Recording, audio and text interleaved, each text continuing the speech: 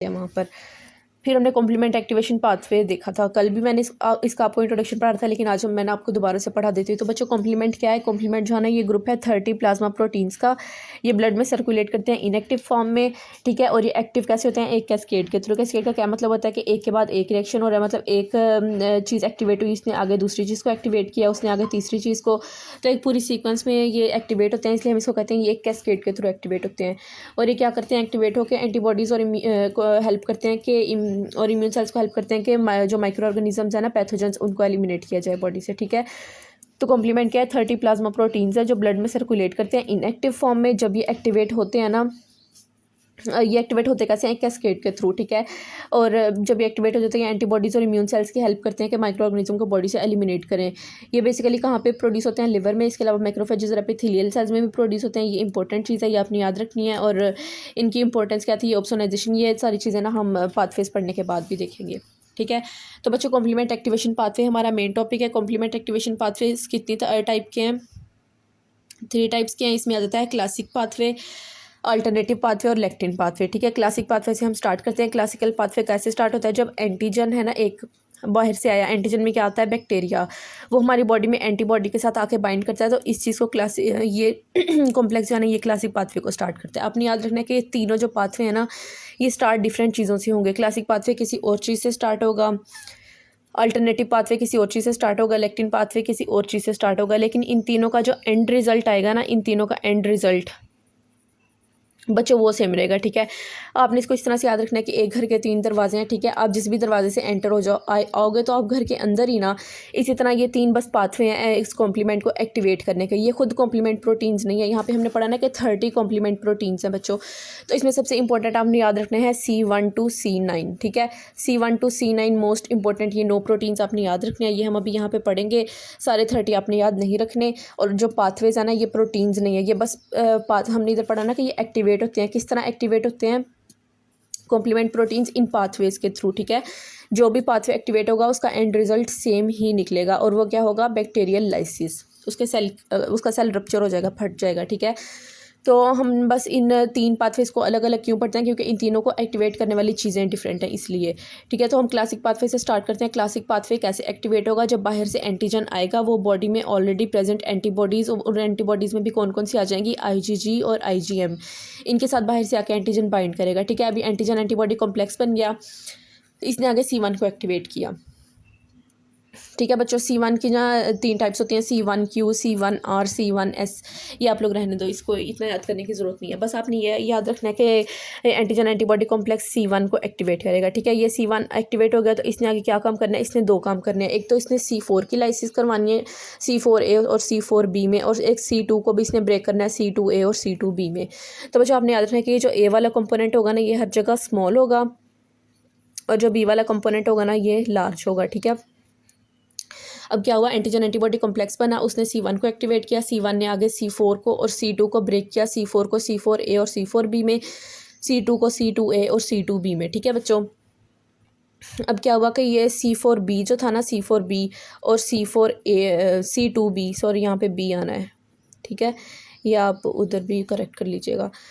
ये C4B और C2B, इन दोनों ने मिलके क्या बनाया? C3 कन्वर्टेज, ठीक है। जब ये दोनों मिल जाएंगे ना, तो क्या बनेगा? C3 convertase. अब इसको कन्वर्टेज क्यों बोलते हैं? क्योंकि इसने C3 को कन्वर्ट करने आगे, जिस तरह ये इसने नहीं किया, C1 ने C4 को कन्वर्ट किया 4A 4B में, 2 को 2A 2B में, इसी तरह C3 ने कन्वर्ट करना है। लेकिन ये C3 बहुत इंपॉर्टेंट है, इसलिए आपने याद रखना है, ठीक है। C3 को आपने इन C1 से लेकर C9 में आपने बेसिकली C3 को याद रखना है, ठीक है। तो क्या हुआ? C4B और 2B, इन दोनों ने मिलकर C3 कन्वर्टेज बना दिया। इस C3 कन्वर्टेज ने क्या किया? C3 को कन्वर्ट किया C3A और 3B में, ठीक है। अब पीछे जो था ना, वो था 4B 2B, उसको हम C3 कन्वर्टेज बोल रहे थे, ठीक है। C3 कन्वर्ट हो गया, 3A 3B बने। अब ये जो 3B था ना, इसमें से ये जाकर इनके साथ मिल गया, 4B 2B के साथ मिल गया, ठीक है। अब ये जो सारे B है ना, 2 3 और 4, इन सब के जो B वाले कंपोनेंट थे ना, B वाले 2 3 और 4, इन सब के B वाले कंपोनेंट ने मिलकर बना दिया C5 कन्वर्टेज, ठीक है। तो C3B ने आगे क्या किया? इस C3 कन्वर्टेज को अपग्रेड कर दिया C5 कन्वर्टेज में। अब उसके नाम से ही जाहिर है C5 कन्वर्टेज, उसने C5 को कन्वर्ट करना है 5A और 5B में, ठीक है। फाइव भी बच्चों आगे कॉमन पाथवे में एंटर होगा। वो कॉमन पाथवे क्या है कि फाइव ने जाकर सिक्स को एक्टिवेट करना है, सिक्स ने सेवन को, सेवन ने एट को, एट ने नाइन को, नाइन ने आगे मेम्ब्रेन अटैक कॉम्प्लेक्स को, और मेम्ब्रेन अटैक कॉम्प्लेक्स ने बैक्टीरिया की सेल में पोर कर देने हैं, वहाँ से फ्लूइड अंदर जाएगा और उसका बैक्टीरियल सेल रप्चर हो जाएगा। ठीक है, ये फाइव बी के आगे ना सारा कॉमन पाथवे, ये तीनों जो है ना तीनों पाथवेज इन्होंने फाइव बी के बाद इसी सेम पाथ में एंटर होना है। ठीक है, तो इसको आपने याद रखना, आपने बस ये याद रखना है कि ये स्टार्ट कैसे होता है। क्लासिक पाथवे कैसे स्टार्ट होता है, एंटीजन एंटीबॉडी कॉम्प्लेक्स से, फिर ये वन को एक्टिवेट करेगा, वन ने इन दोनों को तोड़ दिया। ठीक है, इन दोनों के फोर और टू को, अभी थ्री को नहीं याद रखना, वन के डायरेक्ट बाद फोर आएगा, फोर के बाद टू आएगा।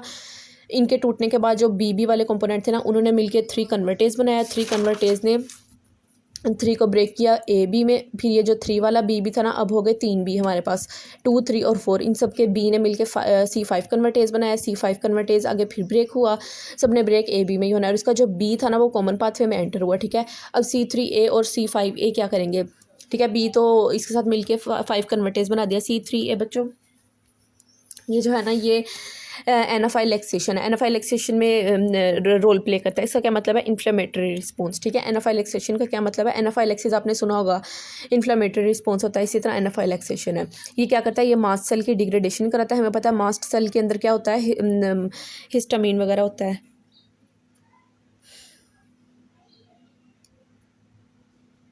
बच्चों ये बस ऐसे हैं प्रोटीन्स, आपने याद रखने हैं इनको प्रोटीन्स के तौर पे। ये एक एक्टिवेट होगा तो दूसरा, जैसे आप फ़र्ज़ करो कि एक रूम है, ठीक है, हमारी बॉडी में, उसमें इतने सारे सोल्जर्स बैठे हुए हैं।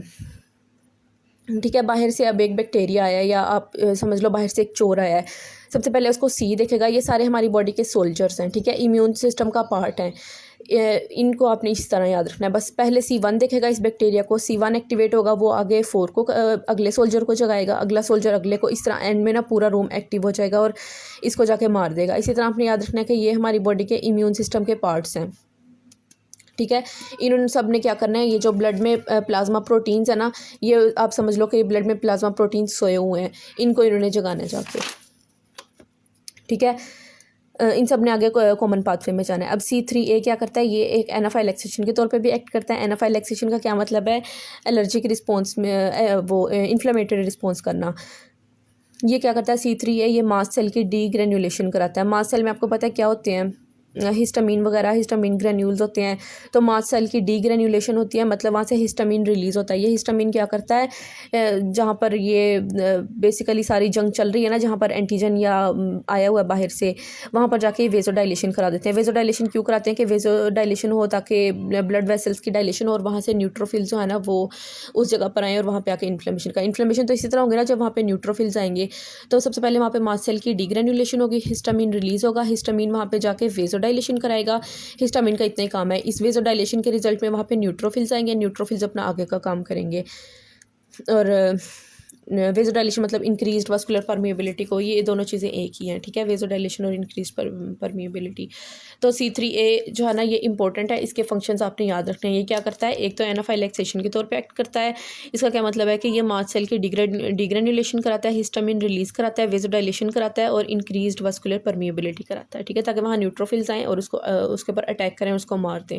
न्यूट्रोफिल्स WBCs है ना, वो आके फेगोसाइटोसिस करेंगे, हम पीछे पढ़ के भी आए हैं इधर।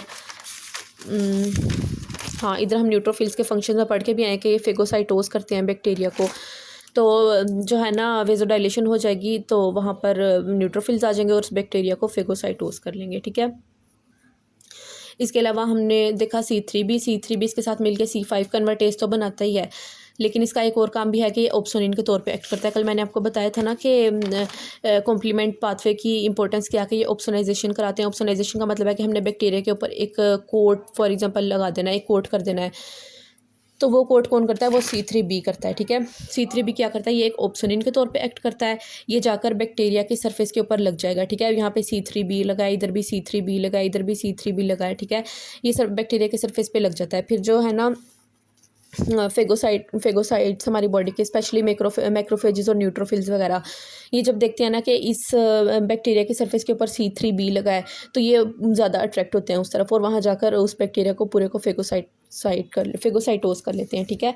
तो C3A और C3B के हमने C3 को मैंने बोला था ना, आपने याद रखना ये इंपॉर्टेंट है। C3 और C3B इसके दोनों को हमने दोनों पार्ट्स की इंपॉर्टेंस है। C3A की क्या है कि ये एनाफाइलेक्सेशन के तौर पे एक्ट करता है, यानी इन्फ्लेमेटरी रिस्पॉन्स करवाता है बॉडी में, मास्ट सेल की डिग्रेडेशन करता है, हिस्टामिन रिलीज़ करता है, हिस्टामिन वहाँ जाके वेजोडाइलेशन कराएगा, उसके रिजल्ट में वहाँ न्यूट्रोफिल्स आएंगे और वो फेगोसाइटोसिस करेंगे। और C3B क्या करेगा, ये ऑप्सोनिन के तौर पर एक्ट करेगा, बैक्टीरिया की सरफेस पे जाके लग जाएगा और फेगोसाइट्स को अट्रैक्ट करेगा, या वहाँ जाके उसको खा लेंगे, ठीक है। फिर हमने पढ़ा था C5 कन्वर्टेज, ये क्या करता था, ये 5A और 5B बनाता था, ठीक है। अभी हमने 5A और 5B इन दोनों के भी फंक्शन देखने हैं बॉडी में, ठीक है। 5A क्या करता है, ये मोस्ट पावरफुल एनाफाइलेक्सिजन है। C3A तो था ही, लेकिन 5A जो है ना, ये सबसे पावरफुल एनाफाइलेक्सिजन और कीमोटैक्टिक फैक्टर है। कीमोटैक्टिक फैक्टर कौन होते हैं, जो दूसरी चीज़ों को भी अपनी तरफ अट्रैक्ट करते हैं, ठीक है। अपने फॉर एग्जाम्पल आप समझ लो हेल्पर्स को बुलाते हैं कि हमने इसको बैक्टीरिया को मारना है, आप हमारे साथ आके हमारी हेल्प करो, ठीक है। तो ये स्ट्रॉन्ग कीमोटैक्सिस करता है, इसमें करता है एंड न्यूट्रोफिल्स को अट्रैक्ट। ये क्या कर रहा था, ये वेजोडाइलेशन कर रहा था ताकि वहाँ न्यूट्रोफिल्स आएँ, और ये भी कीमोटैक्सिस करा रहा है, ये भी न्यूट्रोफिल्स को अट्रैक्ट कर रहा है, ठीक है। न्यूट्रोफिल्स को अट्रैक्ट करेगा, वहाँ पे बुला के एक्टिवेट करेगा उनको, और एनाफाइलेक्सेशन है हमें बताया, इन्फ्लेमेशन तो करवाएगा ही करवाएगा, तो यही बताया हुआ बस यहाँ पे, ठीक है। 5A के भी वही फंक्शन है C3A वाले, लेकिन यह है कि दिस इज़ मोर पावरफुल, ठीक है, ये अपने फंक्शंस में ज़्यादा पावरफुल है। फिर C5B देख लेते हैं। C5B क्या करता है, ये इन्फ्लेमेशन नहीं करता, इसका मेन जॉब जो है ना, ये मेम्ब्रेन अटैक कॉम्प्लेक्स को स्टार्ट करना है। मैंने आपको बताया था ना, C5B जो है वो एक कॉमन पाथवे में एंटर हो जाता है, उसके बाद 6 एक्टिवेट होता है, C6, C7, C8, ये सारे कॉम्प्लीमेंट फैक्टर्स एक्टिवेट होते हैं, ठीक है।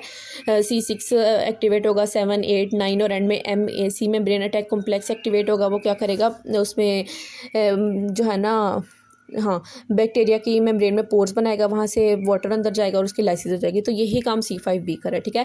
It doesn't cause inflammation, its main job is to start membrane attack complex. ये क्या करता है, ये बाइंड होता है कॉम्प्लीमेंट फैक्टर 6 के साथ, फिर कॉम्प्लीमेंट फैक्टर 7 को एक्टिवेट करेंगे, फिर कॉम्प्लीमेंट फैक्टर 8 को एक्टिवेट करेंगे, इसके बाद मल्टीपल कॉम्प्लीमेंट फैक्टर्स 9 एक्टिवेट होंगे, और ये सब जो है ना मिलके ये क्या करेंगे, एक पोर बनाएंगे बैक्टीरिया की मेम्ब्रेन में, उसकी वजह से वाटर वहाँ एंटर होगा और बैक्टीरिया बर्स्ट हो जाएगा और उसकी डेथ हो जाएगी, ठीक है।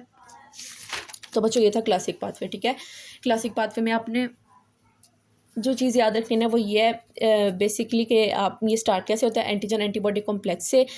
सबसे पहला फैक्टर इसमें, सबसे पहला सोल्जर, सबसे पहला कॉम्प्लीमेंट फैक्टर कौन सा एक्टिवेट होता है, C1 के 3 पार्ट्स हैं, उसको आप रहने दो, वो इतनी ज़रूरी नहीं है, बस आपने याद रखना है C1 जो कॉम्प्लीमेंट फैक्टर है ना, वो सबसे पहले एक्टिवेट होता है, फिर वो 4 और 2 को एक्टिवेट करता है, इन दोनों के B मिलकर C3 कन्वर्टेज बनाते हैं। आपने याद रखना है कि C3 कन्वर्टेज क्या है, C4B 2B, ठीक है।